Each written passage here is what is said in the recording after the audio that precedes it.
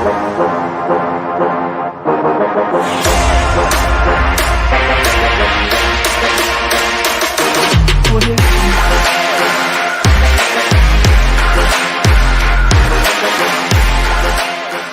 a sensational comeback, 3-1 to go top of the English Premier League.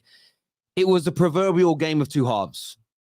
A lot of cliches are cliches because there is so much truth to them. Wolverhampton Wanderers were the aggressors, the better team, far more dominant, and had an abundance of opportunities to be 1-2-3, maybe even 4-0 up at the halfway stage.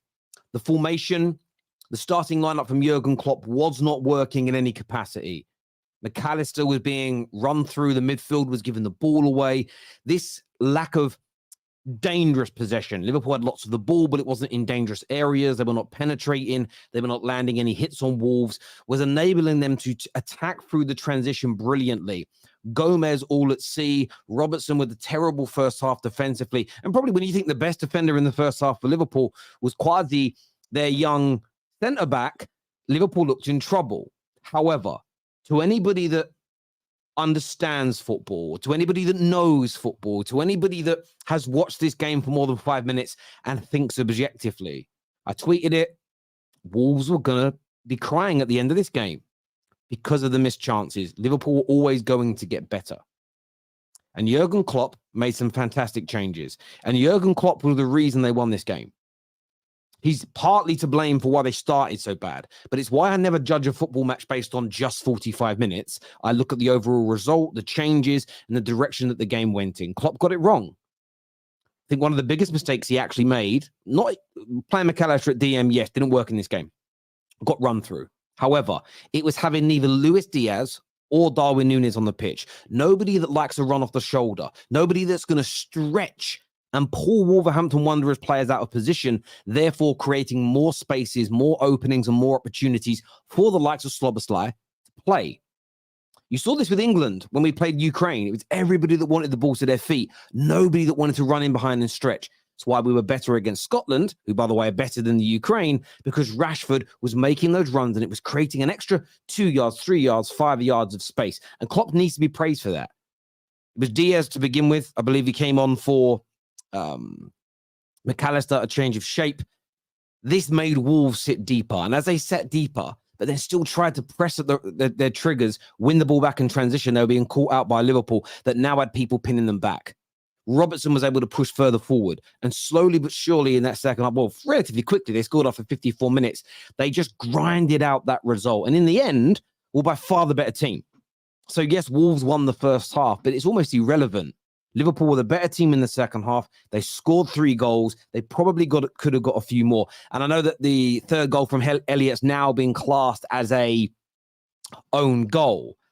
But Mo Salah, as far as I'm concerned, got a hat-trick of assists today. And he did. And it's one of those games where that's why Mo Salah, for me, is Liverpool's greatest ever Premier League player. It's why, for me, by the time he leaves Liverpool, he should be in those GOAT conversations. Because he wasn't at his scintillating best today.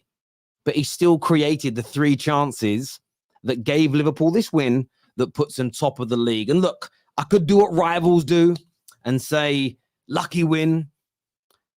You should have been out of sight in the first half. We could all do that. But the fact that teams like Liverpool's quality, Man United's quality, of course, City's quality, Arsenal's quality, not just in the last few years, but for our entire lifetimes, because they do this. I'm going to say Liverpool do this anywhere between 5 to 10 times a season every single year.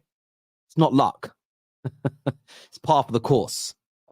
There's no easy games per se in the Premier League. But if you don't kill the big boys off, they're going to finish you. You see it in boxing a lot. The favourite gets caught early, especially in the heavier weight divisions. Gets caught on the chin early. Their legs are going, they get the chicken legs. They do the dance. If their opponent doesn't finish them, the better fighter often comes back. Because they're just a superior athlete, boxer, puncher, bruiser, more power, more experience. And you saw that today come to fruition for Liverpool for their point of view, in an absolutely fantastic way. They really, really did. So yeah, I'm not putting this down to luck for Liverpool in any way, shape or form. You could argue, listen, the reason that Wolves didn't score, by the way, wasn't because Liverpool were lucky. Well, Wolves didn't score more goals. It was nothing to do with Liverpool being lucky. It's to do with Wolves being bad at finishing. So, you know, when they didn't beat Man United, it was, they deserved to win. Through play, yes, but they missed all those chances. If Liverpool had missed all those chances and lost, but the game was, let's say the game was identical, but in reverse, you wouldn't say Liverpool were unlucky not to win. You would say they deserved to lose because they missed all their chances. But we seem to try and do reverse psychology when it comes to the bigger teams facing this. Liverpool were not lucky today. They took their chances over 90 minutes and Wolves didn't. Difference between these two teams, Liverpool has better quality in attack. Yes, and no disrespect to O'Neill, they have a superior manager who made a mistake in the first half. I actually don't think a number 10, an attacking midfielder, should be played in DM. Do you know that whenever Jurgen Klopp's team struggle, it's probably maybe the only weakness I see in him. It's when he plays people out of position. You know, when he was playing a couple of years ago, your midfielders at centre-back, and then he eventually put your midfielders back into midfield and put the Nate Diaz's back into centre-back positions, and you think you won your last 10 games and made top 4. When he starts putting square pegs into round holes, things go wrong. As soon as in the second half, he moved everybody into a natural position and role for them, you were the better team. Who knew? So, yeah, that's the difference between the two teams for me. I would love it if Liverpool sold Salah. He's terrifying. That's why I wanted him gone. No word of a lie. I wanted him gone from Liverpool for exact reasons like today. Pedro Neto, by the way, has had a great start to his Premier League season. 4 assists, most chance created in the league. It might have changed now because of Mo Salah getting a hat-trick of chances created and assists today. But typically the issue with someone like Pedro Neto is that over the last, I know he's had 2 big injuries, but over his career thus far, there hasn't been output. But there are people that would tell you he's technically a better football player than Salah. Baller FC would say technically and on ability he's better. That doesn't, in the reality of being a real football player, it's inconsequential. It's actually irrelevant. It matters not if you're technically better. Do you deliver in your role in a team more so than that opponent? And as a kid, I saw this. There's good friends of mine. When we played knockouts, if you didn't play knockouts as a kid, or double knockouts, or penalty knockouts, or we did 15v15 on a big gravel pitch in the East End of London, some of these guys were amazing because there was no real structure to anything. We should go out and play. Freedom. They'd try and play for Sunday league or school teams, and they were never as good. When they had to actually fit in a structure and play as a unit, couldn't do it. Something in that. Terry, Liverpool this season haven't conceded goals in the second half. That's a Klopp great game management. Wolves can only blame themselves. Mo is a Liverpool great. He absolutely is. And look, Liverpool top, and this is probably going to be the one part of the show where Liverpool fans turn on me. I still don't see a team that can win the league yet because you are still leaking too many opportunities as of right now. That's as of right now. But we have to bear in mind today, you had Gomez at right back.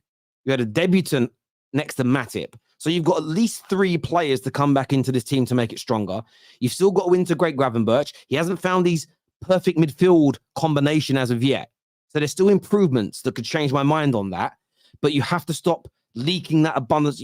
Bournemouth did it to you. Newcastle did it.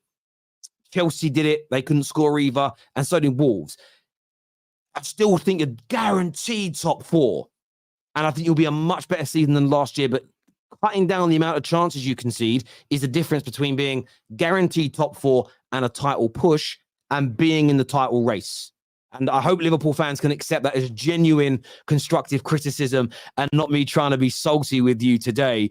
But listen, when it comes to the attack, team is potent. I will say this, another little mistake from Klopp. I don't think you can have Gakpo, Jota, and Mo Salah all starting together. I think you need a Diaz or a Nunez every time, one of the two or both, to run off that shoulder, use their speed, their pace, their ability to stretch teams. I think it's imperative. Props to Klopp for the changes and Robbo for the continued run to score. Yeah, Robbo had a very good second half for you guys. He really did perform well in that second half. There's no doubt about that whatsoever. Terry is crying. Yeah. I look like I'm crying. That's exactly the attitude and emotions I think I'm projecting right now, my friend. Danny here says, I agree, Terry. We need to not get carried away. And as well, if I was a Liverpool fan right now, I'd want to kind of be written off a little bit. I wouldn't want all the pressure on me. I think that might help. With a capital E, that might help your team a little bit. You know what I'm saying? I'm going to bring my little panel out onto the show now. Obviously, we got loads of big games at 3:00 today. Premier League doing us dirty on that. We're live after them as well, so make sure you're all back for that show. But Stro and Samuel, I call him Sam. He ain't come with Sam below me, but Samuel and Stro are here with me now. Welcome back to the show, gents. Congratulations on the win. But Stro, a very good comeback, a dicey first half, but a very good comeback from your boys. Yeah, very good comeback.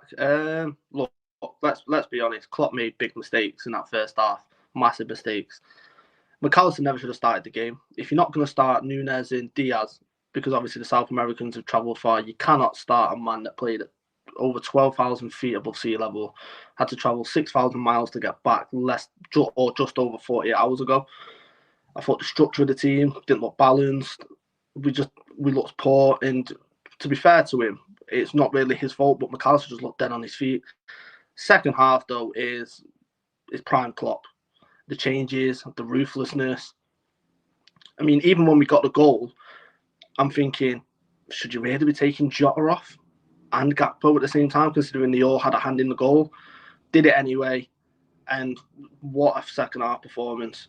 One thing I will say is going into that Kwanzaa, there's times even at 1-1, there's times at 1-0, he kept us in that, in terms of there's balls that are being flicked over and he's getting a flick on to stop it going through. What an impressive performance from him. What a very impressive performance. But yeah, second half, incredible. And like you said, Terry, write us off. Please write us off. Let us just go under the radar. Yeah, I mean, I would want that. If I was a Liverpool fan, that's what I would be asking for. Sam, in terms of that second half, I understand why the manager had to leave some of the South American players out because of the distance that they have travelled. But it demonstrated how important it is in football to have people that are willing to run off shoulders, spread play, and create openings and gaps. Again, I agree with what Straw said. I think it was a mistake to start McAllister. He just looked tired, and to be honest, fair because he's travelled all that way, and in South America, the high altitude where he was playing. Forgot the country's name; it just went out of my head. But that's it, Bolivia. Like it's gonna take an effect on him. But listen, I was in halftime spaces, and shout out Hussam. But there was one guy that came on, and my ears was just bleeding after this. People were saying Klopp out. And I was just like, oh my word, you lot have jumped the gun again. I'm gonna say this, right? With Stro and Rack is here. This is the first time after half time where I've sat down and I was very calm and I said, we're still gonna win the game.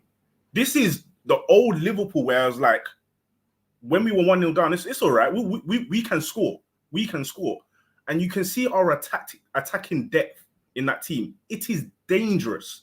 Yes, I'm not going to lie to you. We have rolled our luck in the first half. We should have been 2-3-0 down if certain things went Wolves' way and they had their shooting boots on.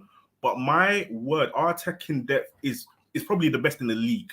And it does get us out of games. One thing I do worry about with Liverpool is that the way we start games a lot of the time is very lackluster. And we need to get that out quick. We did that against Bournemouth, even though we won. We did that against Newcastle. The only time we had that a near perfect game was against Aston Villa, where everything was all good and everything was clicking. But against teams that press us and want to put the impetus on us in the first 20, 30 minutes, we struggle, and we need to get that out of our game. Yeah, I hear you on that, Racket. Are you in agreement with what Sam's saying there? Yeah, pretty much. Look, it was the archetypal game of two halves, wasn't it? We did start slow. There's been a few times this season where we haven't really gone at it from the get-go. Look, in the past I've been very positive about Liverpool, and I still think that we're way off our peak. But that's, in a way, that's a good thing, because when the commentator said it in the second half, we're only going to get better. What level we can achieve, I don't know. But it's going to be exciting to find out. It's going to be a hell of a ride, and I'm hopeful. We did ride our luck in the first half, but in the second half, when when the chips were down, we kind of came out, and now we had some big players out. And look, just shout out to Mo Salah, man. Like when he's not scoring, people criticize him so much, saying all he does is score goals, but he gives us so much more. He's a threat even when he's not scoring goals, and he's getting assists. Like, yeah, great play and great team performance. Yeah, it certainly was in that second half, as you say, a very, very good team performance as well. In terms of the young lads, boys, and I know got briefly mentioned, is it Quasi? Am I pronouncing that right? Quensa. What? Quensa. Sorry. You know Quasi? Yeah. Quasi's a kid I went to school with. We just call him Quasi. Sorry. He's an old friend from school. The name just popped into my head. He really impressed me, considering, especially when you go back to that first half and the experience of Gomez, Matip. He was, for me, your best centre-back. He worked so hard, he had to go off with what looked like cramp, but very impressive. Was it his debut? I remember hearing the commentators say today. Yeah, debut. Full debut, yeah. And he played against Newcastle. He came in against Newcastle when Van Dijk went off later on in the second half. But yeah, he was great. I think with him, one thing I did see was that his match fitness, he can't. It's his first time. It's his debut, obviously, but he just needs to get up his fitness, because you can see that he was running a lot and he was making a lot of last-ditch tackles, but you can see he was just dead on his feet after, like, when did he come off, like the 75th minute or something like that? I think that comes down to like adrenaline and everything. When you think about it, for a kid that age, he's been at the club since the age of 5, worked his way through the academy. He's finding out, obviously, he's getting his first league start in an away game. Let's be honest, Molineux, when the atmosphere is up, it's a tough game and it's a tough place to go. His adrenaline's all over the place and he's just trying to seize the moment as much as he can. You can tell what it meant to him and you can see it when he was coming off. He was drained, but what a performance from the kid. What a performance. And then I was one of the ones included during the summer, wanted a centre-back in.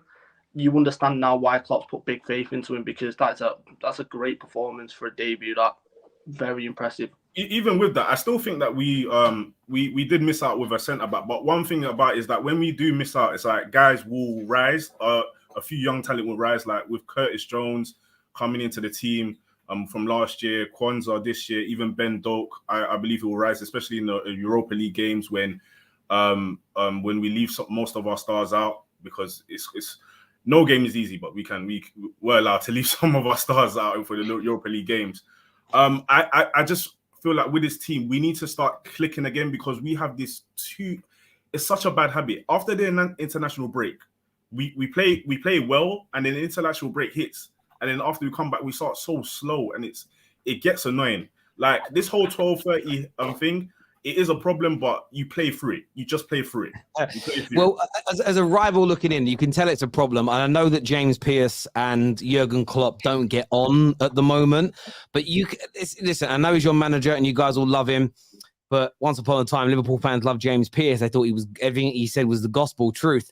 But you can tell it's something that is a worry for you guys. Because up until Klopp sort of went up James Pearce over it, Liverpool fans were worried about it. Since Klopp said that, they're all like, no, actually, I don't think we do have a problem. And I'm like, I get you follow what your manager says. I understand that. We're all guilty of it. But it will, I guarantee in that dressing room now, whether it's Terry, there'll be a relief. There'll be a relief. The same thing with Ten Hag. Sorry? If only your players did the same thing. If only your players did the same with Ten Hag, eh? Yeah. Well, the players seemingly look all right. It's the fans who that don't want to listen to him. We've got a group of fans at Man United who, because all managers ever in the history of managers tell small little porcupines in press conferences rather than revealing all their plans, they actually there are Man United fans that refer to Ten Hag as a pathological liar because he says things like, oh, I really rate this player when he's on the bench. It's like, honestly, it's the warped nature. So yeah, I do wish we were a little bit more like Liverpool fans, where it's like, I don't want to go full communist, just like, Tropic Thunder, you never want to go full, I'm not going to say the word, but you never want to go full communist, but just a little bit. Do you know what I'm saying? Can I give a shout out? I want a little bit of social care when it comes to our manager. Do you know what I'm saying? Yeah. I just want to give a shout out to Szoboszlai, because for me, if I'm going to be objective, he didn't have a great first half. You lost the ball 12 times. Apparently, that was the stat. Second half, I'm like, we got this player for 60 million. He was playing as the deepest midfielder at times. the way it was getting the ball. This guy he's supposed to be one of our most attacking midfielders. Yet he was playing as a CDM at times. And I know it's Curtis Jones and him were interchanging as well. But my word, this guy has been a signing, man. A signing. Yeah, he looks very good. He's very impressive. I felt that in the again, what he wasn't helped with in the first half was the fact that for one reason or another, McAllister was having an absolute mare, and because the ball kept on being turned over, it's difficult for him. He then, as you say, had to play deeper in the second half. I still love to wonder. The thing with Klopp is, I'm looking at Endo and I'm thinking, well, you bought him, you praised him, he's a DM, you're not playing him, but Klopp's renowned for this. If a player's not ready for the Premier League, you don't start him. So it's one of those hard things because you've got such a body of work of Klopp. It's hard to turn around and say, well, how dare he not start the DM? I just think they've got to put somebody other than McAllister in there. I don't think he's particularly good at holding the ball in that. I do think Curtis Jones would do a better job in that role than him. I think he's a better footballer than Curtis Jones, but not that role. You know, I don't know. It's an interesting one for me. Did we have a super chat that came in here? It says Diaz on the left, free Salah, Klopp brain. It freed Salah, Klopp brain. What about Darwin, though? Because again, I thought Darwin was brilliant when he came on again. I just thought he hold-up play was good. Menace, out of this world again. He looks like a player that's got to be starting more games throughout this season, Stro. Yeah, no, definitely. He came on with a bit between his teeth, and obviously he left Uruguay. He had a bit of I think it was a calf problem, so that was probably one of the main reasons why he didn't start. But look, let's be honest. And obviously, I remember being on the show years ago when I was praising Bielsa. If there's two managers to get the best out of Darwin Nunez, it's going to be Marcelo Bielsa and it's going to be Jurgen Klopp. The strength he showed on the halfway line to just hold Dawson off in, the runs he was making. Look, I played football long enough. I've coached football. You cannot teach people getting chances. You can't. It's just natural. They just find themselves in a position and they get a chance. The runs that they make, you can teach them to make runs, but to make the right runs at the right time is a natural thing. He has that in abundance. The Newcastle game shown that this season, it shows that he can be a bit more clinical. I thought he was unlucky with the chance he had. It's a great save by Jose Sarr, but he looks lively. And he looks at night and day difference compared to the player he was last season. Because what happened on the halfway line with Dawson last season, he gets bullied off the ball, he nicks it, and Wolves run the attack. Whereas this season, it looks like he's got a bit between his teeth. And like we said, I genuinely believe that our actual depth in attack is probably the best in the league in terms of people you can bring on off the bench. And yeah, I genuinely believe that this season will be a good season for us. You know, quickly, also, like Darwin Nunez, when he came on, he was brilliant. But one thing I've noticed that today we did mistrend. I can't lie, today we did mistrend. There was a couple runs that they I was looking, I was like, make the ball, and nobody was making the ball. But last season, our midfield was absolute trash. Our defense was shaky. But we missed Diaz a lot. And the reason why is because Jota is a good player. I always rate him. I say he's probably our best clinical finisher in the team. But on the left, Diaz holds the ball well to a point where he will attack defenders on that side. And you can see as soon as he came on, he nearly scored. He should have done better. I won't even lie to you. But Diaz, he brings such a difference in the attack where you can rely on him to hold onto the ball on the left and create something there. A little bit better than Jota. And we missed that last season with him because he was out injured for most of the season, or a significant part of the season. Like Diaz, he's a brilliant player, brilliant player. Yeah, I think there's someone in him. Like as a Man United fan, you know, you be in Liverpool, you do the noodle stuff and you laugh when he misses chances. But I said it on so many match reactions last year. There's a player in there, and he needs to be.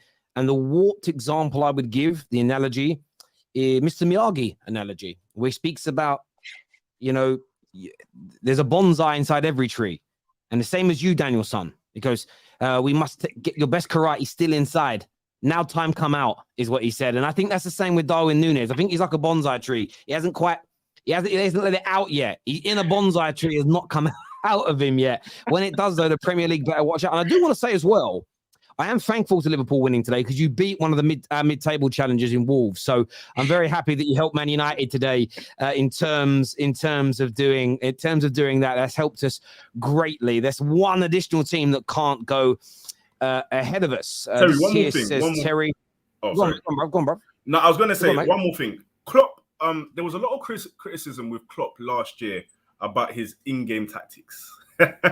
So far this year, his in-game tactics has been absolutely brilliant. Let's give credit where credit is due. Yes, we didn't start off the game well, but he's trusting his players now. Yeah, and you can see that when Klopp looks around, we've got a good team. Even there was a quote on it saying, Klopp saying that he's looking around and smiling. He's not doing this thing where he's waiting 70 minutes until there's a significant change. He's doing it straight away. Okay, I see where the problem is. Let me change it. I've got my players in attack that can change a game. Let me do that. I've got my players in midfield that can also change a game. I know we don't have a DM, but we've got a plethora of good number 8s now. And number 8s that are not injured all the time. That's an improvement. So one thing about Klopp, I have to give him credit for this season, his in-game tactics. Well, that's the one thing I'd say about Klopp, which, again, it pains me to say it, but I will. He sometimes it takes him a little bit of time, but he learns from his mistakes. I shouldn't really be playing my centre-backs, my centre midfielders as centre-back.